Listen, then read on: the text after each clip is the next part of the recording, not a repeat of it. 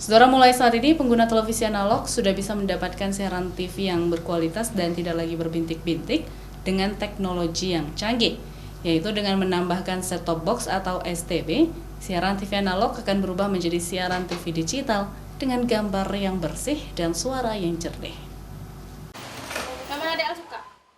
Asmaul Husna, seorang warga di Kampung Jelingki, Kota Banda Aceh misalnya, sejak memasang set-top box sejak akhir 2021 lalu, kini bisa menyaksikan tayangan TV favoritnya dengan bersih dan juga jernih. Sangat berbeda dengan sebelumnya ketika masih menyaksikan siaran TV analog, di mana gambar masih berbintik dan tidak jernih. Hingga saat ini, dirinya mengaku puas dan tidak ada kendala dengan siaran TV digital, seperti gangguan ketika cuaca sedang buruk. Kini warga di Kota Banda Aceh sudah mulai menggunakan set-top box di televisi digital mereka. Apalagi sebelumnya, Aceh telah ditetapkan sebagai daerah yang mengawali siaran digital pada 17 Agustus 2021 lalu sebelum akhirnya ditunda. Sehingga pada saat itu banyak warga yang mencari STB untuk TV analog atau mengganti televisi mereka dengan televisi digital. Dan saat saya dengar akan diadakan migrasi dari TV analog ke TV digital.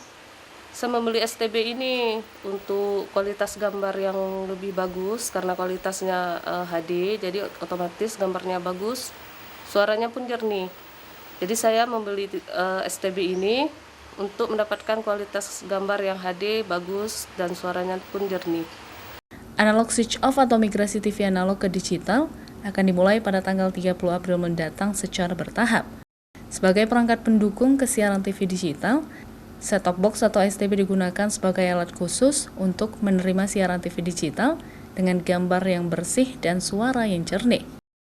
Set-top box dapat diperoleh di toko-toko elektronik maupun di penjualan online dengan harga kisaran Rp200 hingga Rp250.000. Bagi masyarakat miskin, pemerintah akan memberikan STB ini secara gratis sebelum migrasi TV digital dimulai pada 30 April mendatang. Mustajab, Kompas TV, Banda Aceh.